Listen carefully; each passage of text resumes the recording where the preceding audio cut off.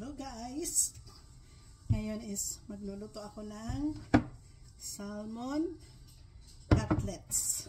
So ibibake ko lang siya. So this is my own recipe. So so ito ang way ko na pagluto ng baked salmon. Kung ano siya, kung salmon head, inaano ko siya. Binibake ko rin siya or sinasabawan ko siya like a soup. Nagawa ko siyang soup. Since this is a sliced salmon, kasi minarinate ko na siya actually guys. But nagbago yung isip ko. Kaya yung kulay niya is medyo ganito na siya. Hindi na siya reddish. Kasi nga na minarinate ko na siya sa spices. Kaya lang, nagbago isip ko, hinugasan ko siya. So ngayon, lulutuin ko siya sa olive oil with lemon and garlic powder and of course black powder. So kaya lang okay, so gagawin ko, hahaluin ko ang lemon. Haluin ko ang lemon. Sana sabay yung juicer ko. Ay, hindi ko makita yung juicer ko ng lemon. Sana ba yun? Meron si Mr. Sana ba yung tinago niya? Para mapiga lahat talaga yung ano niya. Yung asin, yung lemon. Hindi ko na makita. Saan niya nilagay? Anyways, pigain ko na lang. Pigain ko na lang guys yung lemon. Para lumabas yung kanyang juice. Yan lumalabas niya. Kasi nga ito ang kaibahan ng lemon dito guys. Ito ang laki-laki niya Hinati ko na siya. Kaya makikita niyo talagang marami siyang isang piga ko lang. Marami na siyang see? So, lalagay ko siya sa pero itong pinigaan ko guys is ilalagay ko pa rin siya dito sa aking ibibake na salmon para magbigay siya ng yung ano ba yung kanyang lansa. Hahalo ko siya kahit napiga ko na siya para yung amoy. Yan, meron pa siyang konti. Yan, ganyan siya. Ayusin ko lang siya. Tapos halo ko yung olive oil sa lemon. Masyado marami kasi may pots na rin ang i-sprinkle ko na lang mamaya. So tama na siguro yan. Alisin ko lang yung buto kasi ayaw nating makahalo yan sa lulutuin. Painitin ko pala ang oven. Oops, bakit? Bake on. Okay, so pipreheat ko na yung oven guys para siya. Oops. Alisin ko lang yung niya.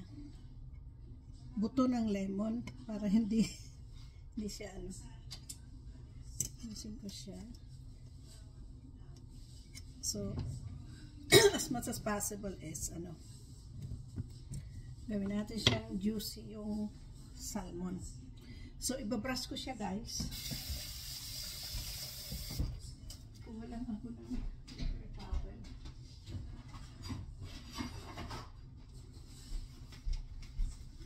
Kapapasok ko lang guys kasi tumulong ako kay Mr. sa labas. Nilagyan namin ng bubong yung namin. Yung brush ko. Sorry. Yung aming heat pump. So, ngayon pumasok ako para magluto na ng lunch namin. So, yun. So, i-ano ko to guys. Ibabrush ko lang yung yung olive oil na may lemon sa ating cutlets na salmon. Mura yung salmon kaya kumuha na rin ako. Actually, halos yung isang cutlet niya is nag-worth na siya ng mga $12. So, kaya kumuha ako nung nakita ko siyang on sale kasi mahal ang salmon, guys. Kumbaga, ulam to ng mayayaman. Kaya, kumuha na rin ako. Kahit hindi tayo mayaman, kumain din tayo ng pang mayaman. Okay, so, na ko na siya, spread out ko na. So, sprinkle ko na rin yung bawang. Powdered na bawang. Actually, meron akong pang salmon dito. Kung andito pa siya. Hanapin ko siya.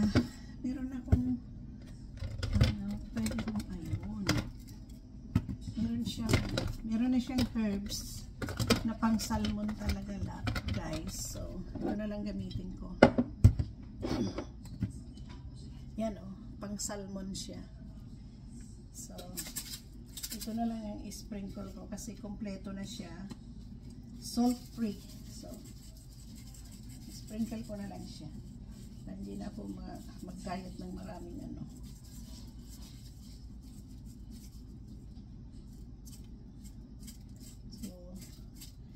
So, preheat na ako ng oven.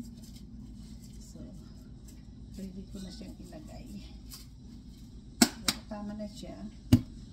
Lagyan ko na lang siya ng konting paminta para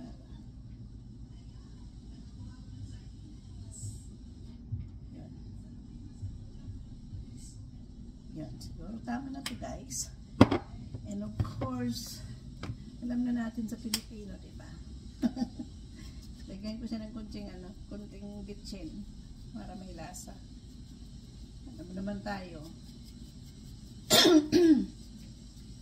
Pasensya na sa ko, paragi akong nakiklear ng throat sa lamig. Hindi maalis-alis, parang akong nag-iighem. Okay, siguro tama na yan. And konting salt.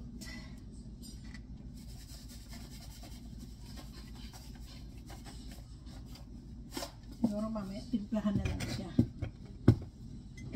Lagyan ko na siya para na siya. So, tingnan ko kung alisin ko na nga itong to. So, mainit na yung oven natin. So, lulutuin ko siya, guys, ng 20 minutes. So, mag-aano ako ng timer.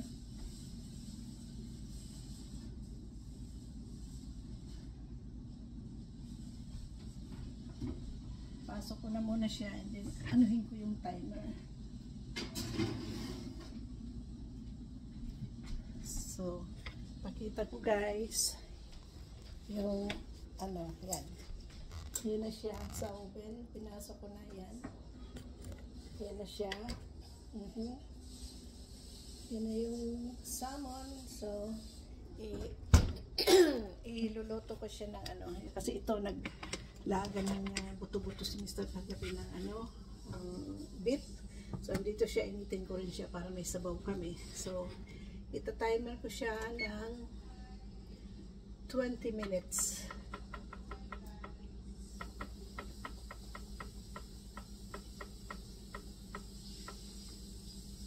Yun. Okay, start na, guys. 20 minutes. So, yun. I-ano ko siya. So, 20 minutes.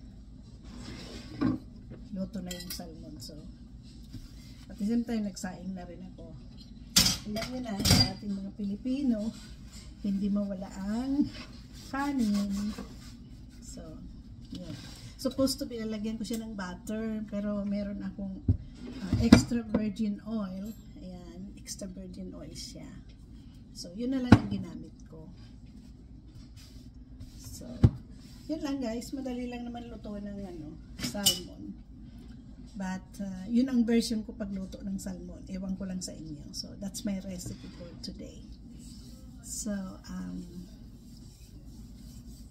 we'll see later kung paano siya maluto. But, manghuhugas muna ako habang nagluluto siya. So, dalhin ko ang camera ko dito sa akin. Kasi nga, para makita nyo yung after pagluto. So, tabi ko muna itong mga ginamit ko. Maghugas muna ako kasi nga nagtrabaho kami Mr. sa labas. So, hindi ako naghugas after ng breakfast namin. So, ngayon Maghugas na muna ako. Maalis na po sa lababo. Mahirap pag walang katulong, guys. Hindi pa ako nakakalinis. So, try ko makalinis after lunch na lang. Linis ng banyo. Linis ng magwalis o mag-vacuum ako. Tingnan ko kung ano. Dahil pag nakaalis na naman kami mamaya, wala na. Hindi na naman. Umaga na ano. Late na naman kami pauwi. So, magluto na ako. Maglinis na. Para bukas na Sunday, rest day ko talaga siya, guys.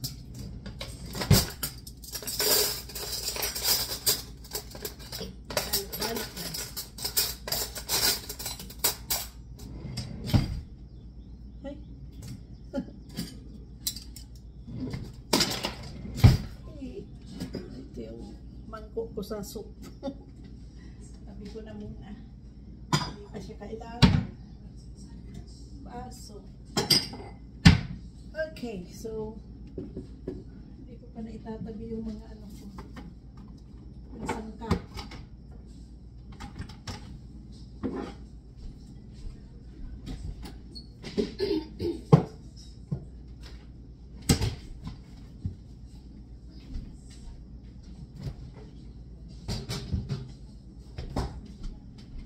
Yung lemon, tabi ko siya kasi kalahati lang ginamit ko, guys. Ang laki kasi ng lemon namin.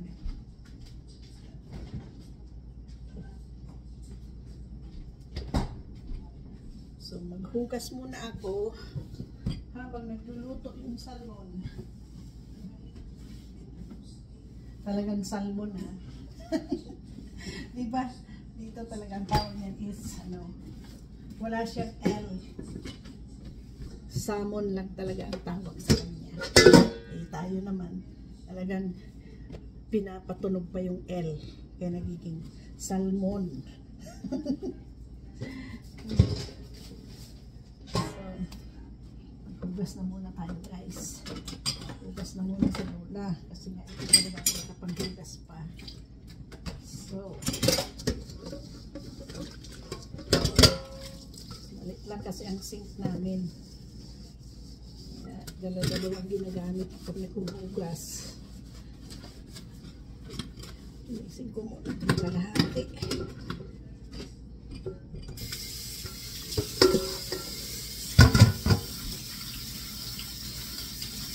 Inisin kami sa malaki yun. Pag malalaki ng hinuhugasan ko, dinadala ko sa balik. Kasi ang laki ng ano ko doon, sink. Sa labas. Hindi siya nakakabit. Kailangan ko palang mainit na tubig nito kasi yung virgin oil na inano ko, oily, para mabilis siya matanggal. At ito yung ako. Kasi madaling matanggal yung oil. Bye-bye. Siguro yan. Kunti lang naman to. Dadalawa lang naman kami. Kaya, okay lang. Dahil ang paghugas naman daw is like a therapy sa kamay natin. Kaya, hindi ko meron kaming ano, guys. Meron kaming dishwasher. Actually, nung nabili namin itong bahay na to, dishwasher siya na malaki. Kaya lang, hindi ko na pinakabit. Kasi ano naman, mas maganda yung hugas tayo sa kamay. Kasi, ano naman natin yun. Parang therapy nga daw sa kamay. Kaya, yun. Mas maganda yung kamay.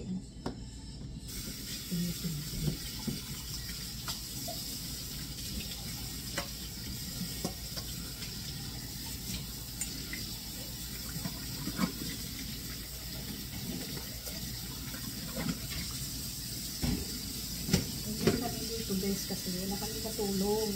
Kaya kami ang gumagawa. Kaya kung mayaman ako, mag-aharap ko ng katulong ko. Kaya pa naman. Sanay naman tayo sa trabaho yan, sa mga Pilipino, di ba? Sanay tayo trabaho mag-isa, walang katulog. Tulad nga namin ni Mr. Imbis bayad pa namin, dahil tayo pa naman namin dalawa, pagtulungan na lang. Sayang naman. Sayang yung gagastusin. Ano na sa ibang bagay. Kasi, pag wala naman tayong exercise, wala tayong hihila. Pag kami sa trabaho, kakatulong sa pagiging malakas ng katawan natin. Kasi, yung mga kulang sa exercise, kulang sa paggalaw-galaw, mahina ang mga nila, buto-buto. Ewan ko lang, kasi yun ang sabi nila.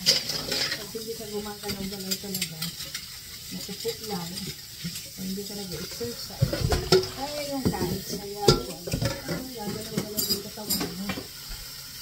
Yun ang importante para maging active na yung ating mga ugat.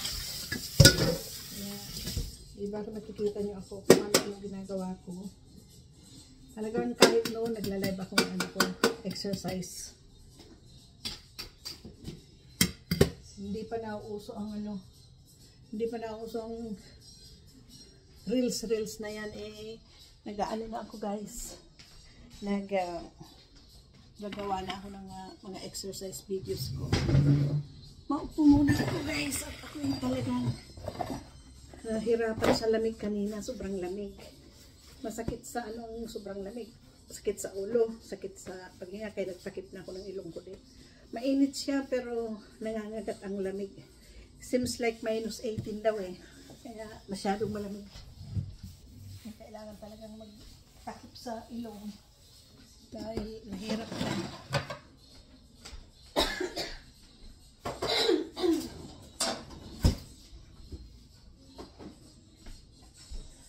Magawa nga muna akong kape.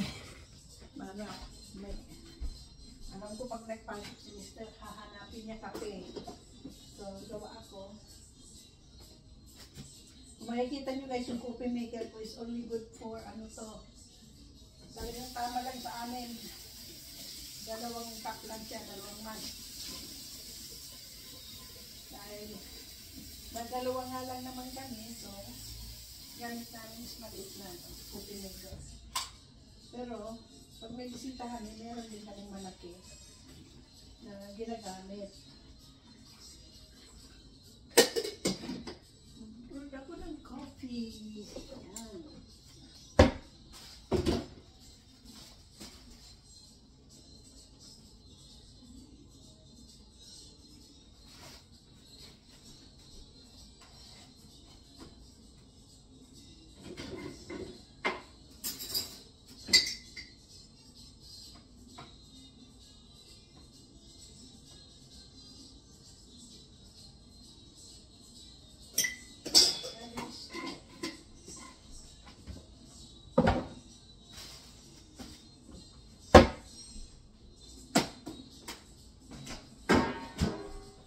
So, gawa na ako ng kape para pag pumasok yung isa, alam ko hihingi ng kape.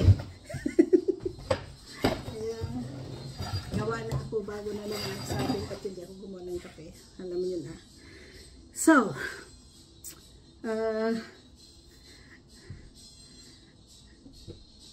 mahirap yung lang, 2 lang kayo sa bahay. Wala kang mautusan. Wala ngayon yung mga apo, namimiss ko na nga rin. So, sabi may mga sipon daw or mga pluyata or something. So, siguro next time sila pupunta. So, that's it for now guys. Yung salmon ko is nakasalang na siya at may timer naman siya. So, tingnan natin kung anong resulta. Picturean ko na lang siya. So, that's it for now guys. Thanks for watching.